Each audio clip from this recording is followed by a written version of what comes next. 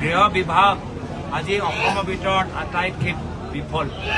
আজি ধুবুৰীত আপোনালোকে দেখা পাইছে যে তেওঁলোকে কৈছে যে দুষ্টিকাৰী সোমাই গৈছে। কেনেকৈ সোমালে? কেন্দ্ৰীয় মন্ত্ৰী অমিত শ্বাহ ডাঙৰীয়া বৰ্ডাৰত কি কৰি আছে? অসমৰ গৃহ বিভাগ কি কৰি আছে? ইমান ব্যৰ্থ কিয়?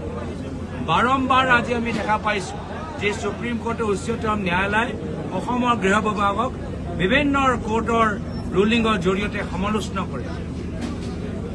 আজি অসম আৰক্ষীক ৰাজনৈতিক অস্ত্ৰৰ দৰে বৰ্তমান চৰকাৰে তেওঁলোকে ব্যৱহাৰ কৰিবলৈ বিচাৰিছে।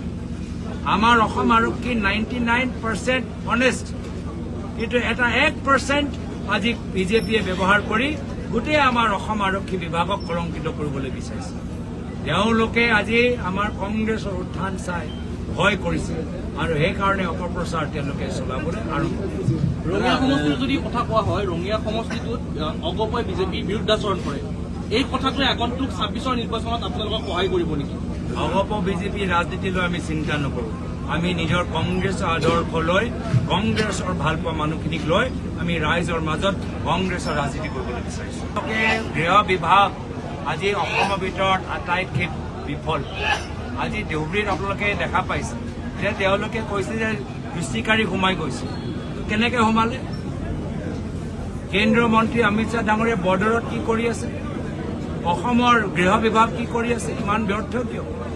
বাৰম্বাৰ আজি আমি দেখা পাইছো যে সুপ্ৰিম কোৰ্টৰ উচ্চতম ন্যায়ালয়ে অসমৰ গৃহ বিভাগক বিভিন্ন কোৰ্টৰ ৰুলিঙৰ জৰিয়তে সমালোচনা কৰে।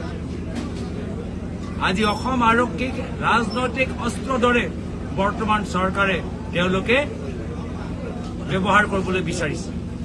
আমাৰ অসম আৰক্ষী 99% অনেষ্ট, কিন্তু এটা 1% আজি বিজেপিয়ে ব্যৱহাৰ কৰি গোটেই আমাৰ অসম আৰক্ষী বিভাগক কলংকিত কৰিবলৈ বিচাৰিছে।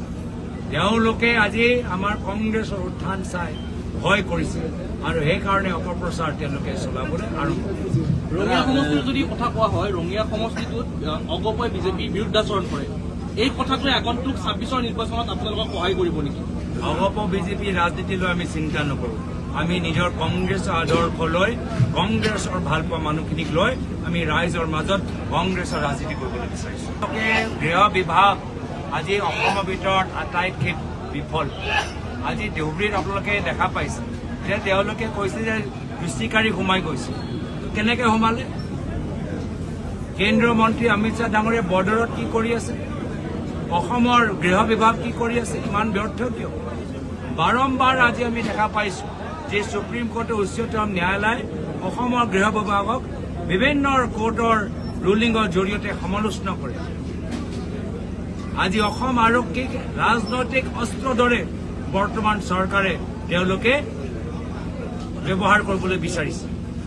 আমাৰ অসম আৰক্ষী 99% অনেষ্ট, কিন্তু এটা 1% আজি বিজেপিয়ে ব্যৱহাৰ কৰি গোটেই আমাৰ অসম আৰক্ষী বিভাগক কলংকিত কৰিবলৈ বিচাৰিছে। তেওঁলোকে আজি আমাৰ কংগ্ৰেছৰ উত্থান চাই ভয় কৰিছে আৰু সেইকাৰণে অপপ্ৰচাৰ তেওঁলোকে চলাবলৈ আৰম্ভ কৰিছে। ৰঙিয়া সমষ্টিৰ যদি কথা কোৱা হয়, ৰঙিয়া সমষ্টিটোত অগপই বিজেপি বিৰুদ্ধাচৰণ কৰে। এই কথাটোৱে আগন্তুক 26ৰ নিৰ্বাচনত আপোনালোকক সহায় কৰিব নেকি? অগপ বিজেপি ৰাজনীতিলৈ আমি চিন্তা নকৰোঁ। আমি নিজৰ কংগ্ৰেছৰ আদৰ্শ লৈ, কংগ্ৰেছৰ ভালপোৱা মানুহখিনিক লৈ আমি ৰাইজৰ মাজত কংগ্ৰেছৰ ৰাজনীতি কৰিবলৈ বিচাৰিছোঁ।